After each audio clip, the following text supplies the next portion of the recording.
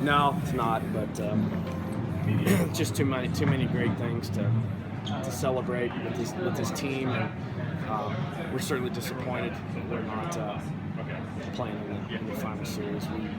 We're in a good position. We felt good about our team, and we ran into a ball club in Arizona that came out. And for the past 2 days, they outplayed us. They beat us on the field, and you got to give them credit for that.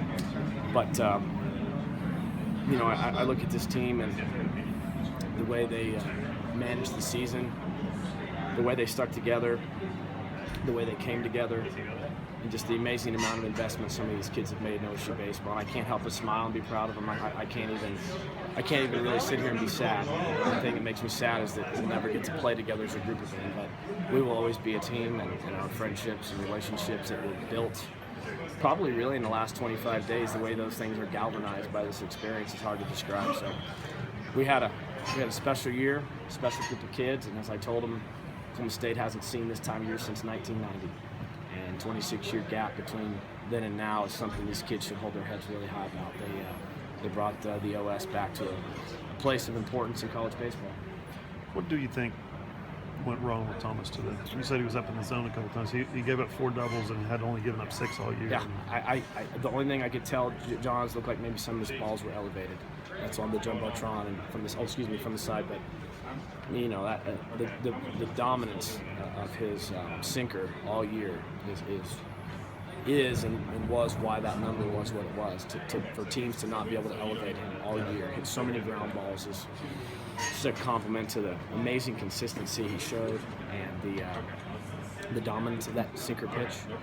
And it didn't sink today.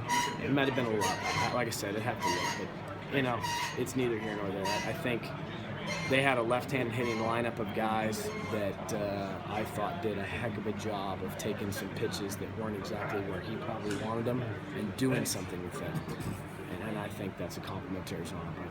Thomas Hatch, like I said, he pitched us here. I mean, he did. He pitched us here. So what a stud. What a great season. And very, very proud of him. Coach, I'm coming into this late, but just last season, the second time you saw Dahlbeck, what's the best way you can describe his performances? He was excellent. We didn't quite figure him out. And I thought early we were in a pretty good spot. We swung the bat pretty good. Kids came back with good reaction to their bats, and the kids' dialogue was better game 2 about what they were seeing and handling him than it was in game 1. But he's a pretty expressionless competitor. He just seems to navigate the game at a pretty high level. So I think he's a pretty confident kid and pretty savvy. And did a heck of a job. I also tell you, he did a heck of a job.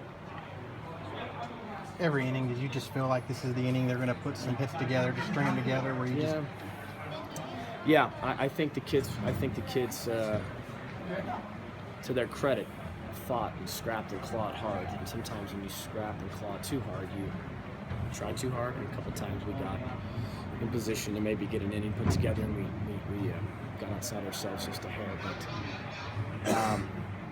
yeah, I did. I thought there was a big inning coming. I thought there was a 2 or 3 spots somewhere in the 5th, 6th, 7th inning that would put us back in that game and put us on their heels.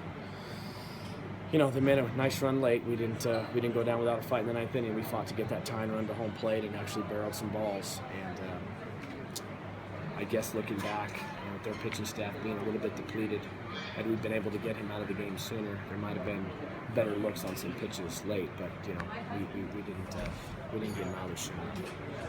Corey Hassel mentioned that you guys trailed for the first time yesterday, 1-0, and it felt like 10-0 at the time. Did you feel that way as well?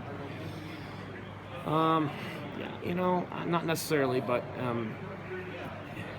you get on that kind of streak there where you're riding so high as far as just continuing to play in that mode of being ahead, dominant pitching, makes it easier to hit, and everything has an easiness to it at times when you're in front. I guess that's why they call it front running. You can get in front, you can run a little bit, and just opens you up a little bit. And when you get behind, yeah, it's a different emotion, but one that we've dealt with, before. We just were unable to turn it this time. But like I said, that streak of being ahead for all those innings and whatnot, yeah, I mean, it's certainly part of how we got here.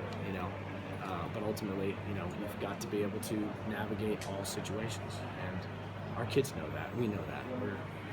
We've been through that, so we couldn't turn it. The opponent did not allow us to turn it, and we weren't able to turn it.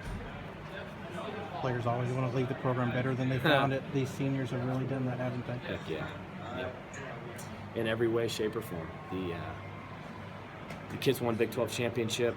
They played in the College World Series. They played regionals 4 times. They won a ton of games. They brought back an interest in our program that had been gone for so long. They reconnected alumni. They made baseball at Oklahoma State important again. And I'm really grateful they did that.